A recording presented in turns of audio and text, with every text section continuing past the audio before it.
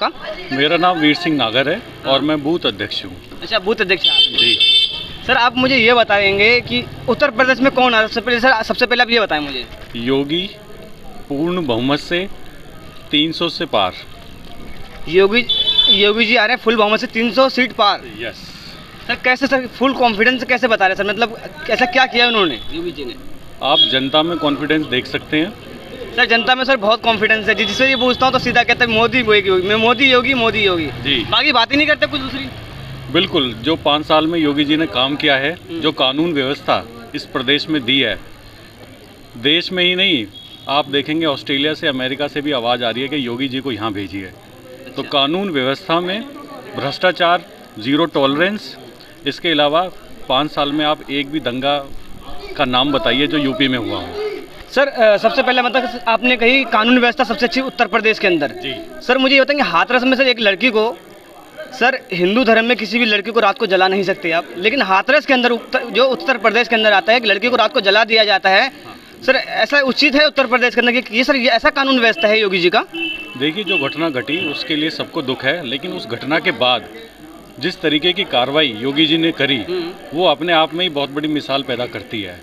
आज की डेट में शासन हो प्रशासन हो, मोदी जी पूरी आप कहते हैं पूरी मजबूती से अपनी कार्रवाई करते हैं। और इस समय जो जनता है, जनता में पूरा कॉन्फिडेंस है।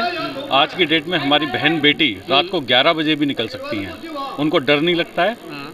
हेल्पलाइन नंबर है, वुमेन हेल्पलाइन नंबर है और हर तरीके से मजबूत है इस समय प्रदेश। आपके कहने का मतलब कि उत्तर प्रदेश के अंदर इस समय सबसे ज़्यादा कानून व्यवस्था सबसे अच्छी उत्तर प्रदेश के अंदर कानून व्यवस्था है। और बाकी और जगहों में सर? देखिए, उत्तर प्रदेश इस समय सभी राज्यों के लिए एक मिसाल के रूप में, यहाँ के जो मुख्यमंत्री हैं उन्होंने एक मिसाल कायम की है और सारे प्रदेश देश के योगी जी को फॉलो करते सारे मुख्यमंत्री। तो सर, अगर सारे मुख्यमंत्री फॉलो करते सर, अभी आपकी पार्टी से सर ये स्वामी प्रसाद मौर्य सर अभी बीजेपी सर छोड़ के क्यों गए सर? देखिए, ये लोग दल बदलू लोग हैं। जनता ने इनके सही चेहरे को पहचान लिया है। हमारे यहाँ पे भारतीय जनता पार्टी में जो काम करता है, परफॉर्मेंस देता है, वही टिक पाएगा। तो इस पार्टी में उनको पता है कि उनका कोई भविष्य नहीं था, क्योंकि उनकी परफॉर्मेंस ज़ीरो थी, इसीलिए वो पार्टी छोड़ के भाग गए हैं। जी सर, उन्होंने अच्छा किया खराब किया? बिल्कुल, अच्छा किया होता तो पार्टी में रुकते, पार्टी में और भी उनको प्रमोशन मिलते और भी, लेकिन उनको लग रहा था कि इस बार ना तो उनको सरकार में कोई मंत्री पद मिलेगा और हो सकता है कि टिकट भी ना मिलता, इसीलिए वो पार्टी छोड़ के भाग गए। अच्छा, इसलिए पार्टी छोड़ के भागे। बाकी मैं दूसरे सर से बात करूँगा। सर, क्या नाम है आपका? प्रमोद कुमार। प्रमोद सर, बताएंगे कुछ कि उत्तर प्रदेश में सर क्या चल रहा है और किसकी सरकार आ रही है? सत्ता वही 70 तारीख सत्ता परिवर्तन होगा सर? सत्ता परिवर्तन तो नहीं होगा, क्योंकि आप मीडिया से आपने देखे होंगे सर्वे भी काफ़ी ऊपर ही जा रहे हैं। सर, मैं यही करता था बिल्कुल सर। 250 प्लस से ऊपर आ रहे हैं सर्वे। सर, आपके बराबर में सर 350? नहीं, मैं ये नहीं कह रहा 250 आएंगे, मैं ये कह रहा हूँ सर्वे जो आ रहे हैं 250 प्लस आ रहे हैं। अच्छा। लेकिन बीजेपी का अपना जो लक्ष्य है वो 300 प्लस का है। अच्छा, और 300 प्लस ही आएगा। तो ऐसे तो अखिलेश जी भी कह रहे हैं कि 300 प्लस। कहने को तो हर कोई कहता है, लेकिन ऐसा होता नहीं। लेकिन अभी आप देख सकते हैं, देखो उसके रीजन्स हैं कुछ। उत्तर प्रदेश के अंदर क्या है कि ये तो चलो सिटी है, आप ग्रामीण अंचल में चले जाइए, गांव में लाइट नहीं आती थी। जब अखिलेश जी होते थे ना, तो ट्रांसफार्मर अगर फूक जाता था ना, तो उसके लिए पैसे जोड़ना पड़ते थे। चक्की वाला कहाँ है, ये आटा चक्की चलाता है, उससे को वो 500 रुपये दे, आप 100 दो, ऐसे करके जोड़ के हफ्ते 2 हफ्ते में आता था। अब ट्रांसफार्मर भी तुरंत लग जाता है, लाइट भी पहले से काफ़ी अच्छी आ रही है, गाँव के किसानों को भी उसका फ़ायदा मिल रहा है। पहले वो खेत नहीं भर पाते थे लाइट से, केवल डीजल लगा के इंजन से खेत भरते थे, अब लाइट से भरते हैं खेत को। सर, एक छोटा सा सर सवाल था, आपने कानून व्यवस्था की बात करी सर, मेरे को याद आया कि सर लखीमपुर खीरी वाला ये सर कुछ किसानों को सर गाड़ी चढ़ा दिया जाता है सर, ये ऐसी कानून व्यवस्था है योगी जी की? देखिए, जिन्होंने जो काम किया, एक घटना घटी, उसके बाद जो सरकार ने तुरंत कार्रवाई की, उस समय जो लखीमपुर खीरी में जिन पे आरोप है, अभी वो कोर्ट में मामला चल रहा है और जो वहाँ के सांसद हैं, उनके जो पुत्र हैं वो जेल में हैं। सर, पुत्र जेल में है, पिता नहीं है सर। लोगों की सर ये मांग है कि उनके पिता को भी सज़ा मिलनी चाहिए। और सर बीजेपी, सर आपके बीजेपी में सर अभी तक वो चल रहे हैं और उन्होंने कोई ऑब्जेक्शन नहीं उठाया योगी जी ने, तो इसके बारे में सर क्या कहना चाहेंगे आप? आप मुझे एक बात का जवाब दीजिए। बताएं सर। अगर आप कोई गलती करते हैं तो क्या उसकी सज़ा आपके पिता को मिलनी चाहिए? नहीं सर, आप बिल्कुल सही कह रहे हैं, तो सर ज़्यादा सख्त से सख्त कार्रवाई होनी। हमारे देश में ऐसा कोई भी कानून नहीं है जिसमें अगर बेटा कोई गलत काम करे तो उसकी सज़ा उसके बाप को मिले, ऐसा कोई कानून नहीं है। कोई कानून नहीं है। तो आपने कहा कि जो इन्होंने गलती करी थी उसकी अभी तक कार्रवाई चल रही है, कोर्ट में पड़ा हुआ है। बिल्कुल कोर्ट में मामला है और इस समय वो भी जेल में हैं जिन्होंने ये काम किया है। सर मैं एक बात सर और पूछना सर, जवान युवा आज के समय जय श्री राम सर ये बहुत सारा आवाज़ गूंज रहा है सर, इस पर कुछ कहना चाहेंगे आप? जय श्री राम वो हमारे भगवान हैं, राम हैं, पूरे देश के लिए वो आदर्श है। सर एक गाना बड़ा फेमस हुआ है, जो राम को लाए हम उनको लाएंगे। बिल्कुल, इस देश में हजारों साल से राम मंदिर के लिए आंदोलन चलते रहे। कई बार कई लड़ाइयाँ हुई और उस लड़ाई में पहली बार ये विजय हुई है, पूरे हिंदू समाज की विजय हुई है, पूरे हिंदू की नहीं पूरे भारत के समाज की विजय हुई है। राम सबके हैं, चाहे वो हिंदू। तो सर राम को योगी जी लेके आए हैं क्या? देखिए राम को योगी जी नहीं लेके आए हैं। राम मंदिर का जो वहाँ निर्माण हुआ है ये सभी के प्रयासों का फल है। सर ये गाना आया था जो राम को लाए, योगी जी खुद सुनते हैं इस गाने को। तो सर लोग कहते हैं कि जो योगी जी जो राम को लेके आए सर, तो ये आप सर कैसे हो सकता है कि राम सर इतने छोटे कि राम को लाएंगे योगी जी? देखिए जो लोग गाना बनाते हैं योगी जी के प्यार में, मोहब्बत में, उनके लिए वो गाना बना देते हैं। कभी योगी जी ने ये नहीं कहा कि मैं राम को लेके आया हूँ, वो राम योगी जी को लेके आए हैं। तो मैं इस बात को इस तरीके से कहूँगा। अच्छा बहुत सर आपने बात को अच्छे से समझाया आपने मुझे कि वो ये नहीं कह रहे कि योगी जी नहीं कह रहे, कुछ कार्यकर्ता वो कह रहे हैं जो चाहने वाले वो बना रहे गाने कि वो लेके आए हैं। सर राम को लाने का मतलब ये है जहाँ राम का जन्म हुआ था वहाँ पे मंदिर बन रहा है। तो ये सभी के लिए, पूरे हिंदू समाज के लिए, पूरे भारतवासियों के लिए, चाहे वो किसी भी समाज के हों, सबके लिए हर्ष की बात है। सर रोजगार सर बहुत बुरी स्थिति सर, रोजगार के ऊपर सर रोजगार के ऊपर कुछ कहना चाहेंगे आप? तो उत्तर प्रदेश के अंदर रोजगार नहीं है सर। देखिए ये सब विपक्ष द्वारा फैलाया गया भ्रम है। आज की डेट में आप लेबर चौक पे चले जाइए, जो मिस्त्री की दिहाड़ी 400 रुपये थी आज से 3 साल पहले, उसकी दिहाड़ी आज 800 रुपये है। अगर रोज़गार नहीं होता तो दिहाड़ी कैसे बढ़ गई? इसके अलावा आप सुबह के 9 बजे के समय आप निकलिए इस रोड पे, हमारे यहाँ जो गांव है ये, यहाँ पे लोग लेबर, ऑफिशियल क्लास सभी लोग रहते हैं। आप देखिए कि जगह भी नहीं मिलती है। तो इसका मतलब ये अफवाह है और रोजगार है लोगों के पास? बिल्कुल रोजगार है, दिहाड़ी डबल हो गई है लेबर क्लास की। और इस समय पूरे देश में 80 करोड़ लोगों को मुफ्त राशन दिया जा रहा है। मोदी जी ने कोरोना की चिंता करी है, कोरोना से जो हमारी जनता पीड़ित है वो कोई भी भूखा ना सोए। 80 करोड़ लोगों को राशन दिया जा रहा है। इसके अलावा सर राशन से कितना मिल रहा है एक आदमी को?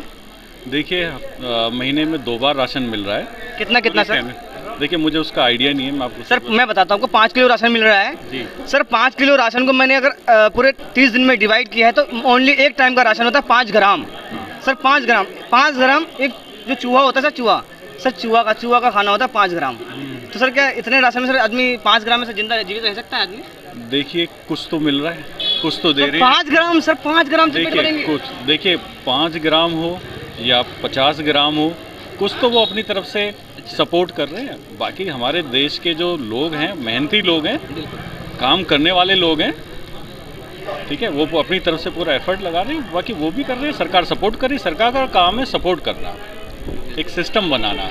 अगर फ्री में सारी चीज़ें बढ़ने लगेंगी तो ये देश कैसे चलेगा? बिल्कुल सर, बिल्कुल। तो सर ये एक नारा दिया गया है, मोदी जी के बारे में पूछ लेता हूँ मैं। एक नारा दिया गया, धन्यवाद मोदी जी। 100 करोड़ लोगों को फ्री वैक्सीन लगवाई मोदी जी ने, और धन्यवाद मोदी जी का वो दिया गया है इनको, जगह जगह लिखे होते धन्यवाद मोदी जी। तो सर इनके ऊपर क्या कहना चाहेंगे सर इसके ऊपर आप? देखिए जितनी बड़े देशों की आबादी भी नहीं है उससे ज़्यादा हम वैक्सीनेशन अपने देश में कर चुके हैं। वैक्सीनेशन की जो स्पीड हुई है भारतवर्ष में, ये पूरी दुनिया इस पर आश्चर्यचकित है कि इतने कम समय में इतने लोगों को वैक्सीन कैसे लगाया जा सकता है। ये हमने करके दिखाया है। बिल्कुल डिजिटल टेक्नोलॉजी का इस्तेमाल करके आज मेरे को भी अपना वैक्सीनेशन सर्टिफिकेट डाउनलोड करना है तो इट्स वेरी इजी। तो अमेरिका जैसे देशों में जहाँ पूरी तरीके से वैक्सीनेशन नहीं हो पाया, हम जो फर्स्ट डोज है उसको 100% करने के लिए बिल्कुल निकट हैं। तो ये बहुत बड़ी उपलब्धि है इस देश में। जिस देश में पोलियो को हटाने के लिए सरकारों को 50 साल लग गए, उस देश में इतनी बड़ी महामारी में वैक्सीनेशन इस स्पीड से हो रहा है। और आप देखेंगे, इस चीज़ को महसूस करेंगे। अब ये दोबारा जो वेव आई है, इस वेव में वैक्सीनेशन होने की वजह से कितनी ज़िंदगियों को बचाया गया है। और वहीं विपक्ष वैक्सीन को लेकर भ्रम फैला रहा था। जी सर मैं ये बात एक सर आखिरी सवाल है मेरा। सर मैंने चुनाव में देखा कि 2,000 बसें आई हुई हैं मोदी जी की रैली में, इतनी लंबी लंबी बसें आई हुई हैं, काफ़ी सारे कार्यकर्ता खुद लेके आ रहे हैं, बसें लेके आ रहे हैं, खूब बड़ी बड़ी रैली निकल रही है। सर ये कोरोना काल में सर कहाँ थे ये बसें ये?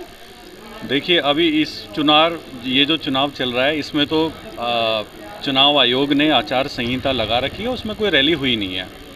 अभी आप देख रहे हैं सब वर्चुअल रैली हो रही है। ये आप शायद जो बंगाल चुनाव हुआ था अगर आप उसकी बात कर रहे हैं, उस समय की बात कर रहे हैं, तो उस समय भी मोदी जी ने बाकायदा अपील करी लोगों से कि आप मास्क लगाइए, सोशल डिस्टेंसिंग रखिए, हाथ धोइए, वैक्सीन लगाइए। वो जनता से लगातार अपील करते जा रहे हैं। ये विपक्ष की कहीं ना कहीं नाकामी है कि वो जनता को नहीं समझा पाए। ये उनकी भी बराबर जिम्मेदारी बनती है कि जनता को बोलें मास्क लगाएं, सोशल डिस्टेंसिंग का पालन करें, वैक्सीन लगाएं, हाथ धोएं। सर मोदी जी हमारे जो प्राइम मिनिस्टर हैं सर, वो किसी पार्टी के हैं, पूरे देश के हैं? देखिए प्रधानमंत्री पूरे देश का होता है और जब वो ये नारा देते हैं सबका साथ, सबका विश्वास, सबका विकास, तो इसमें पूरा देश समाहित होता है। सर मोदी जी आए दिन सर दिखते हैं कि पार्टियों के प्रचार करते फिरते हैं बीजेपी के। सर वो पूरे देश को उनको तो पूरे देश को देखना चाहिए सर। देखिए वो पूरे देश को भी देखते हैं और वो इसमें कोई शक नहीं है कि एक पार्टी के कार्यकर्ता भी हैं।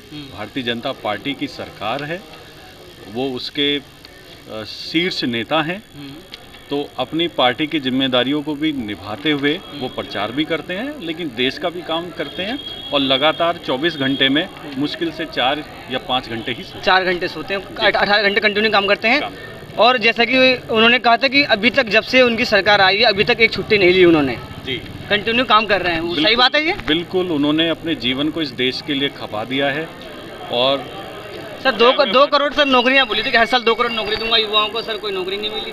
देखिए नौकरियों के लिए जैसा कि मैंने आपको पहले भी बताया कि आज की डेट में आप लेबर क्लास के लिए अगर आप कोई भी काम अपने घर में कराते हैं तो लेबर डबल हो चुकी है। मैं मानता हूं कि सरकारी आंकड़ा नहीं होगा, लेकिन बेरोजगारी वाली जैसे देखिए पहले भी लोग, हम डीएसपी नहीं थे, हम सरकारी नौकरी में नहीं थे, हम आज भी नहीं है, लेकिन रोजगार की कोई कमी नहीं है देश में। करने वाले के लिए, कर्मयोगी के लिए काम की कोई कमी नहीं है। आप कुछ बोलना चाहेंगे सर? जैसा कि आपने देखा हमारे साथ एक बीजेपी के कार्यकर्ता थे, उन्होंने बहुत अच्छी अच्छी बातें कही और खुल के बताया उन्होंने कि राम को लाया नहीं गया है, ये लोगों ने अफवाह उड़ाया है कि राम को लेके आए। राम तो खुद इतने बड़े हैं कि वो सबको लेके आते हैं। और अयोध्या में राम मंदिर बना, ये जनता की राय थी और जनता ने सोचा था और उन्होंने वो करके दिखाया योगी जी ने। ये पिछली सरकारें अब तक नहीं कर पाई थी, राम मंदिर नहीं बना पाई थी, सिर्फ योगी जी थे जो कि राम मंदिर बन गया। अगर योगी जी नहीं होते शायद राम मंदिर नहीं बनता।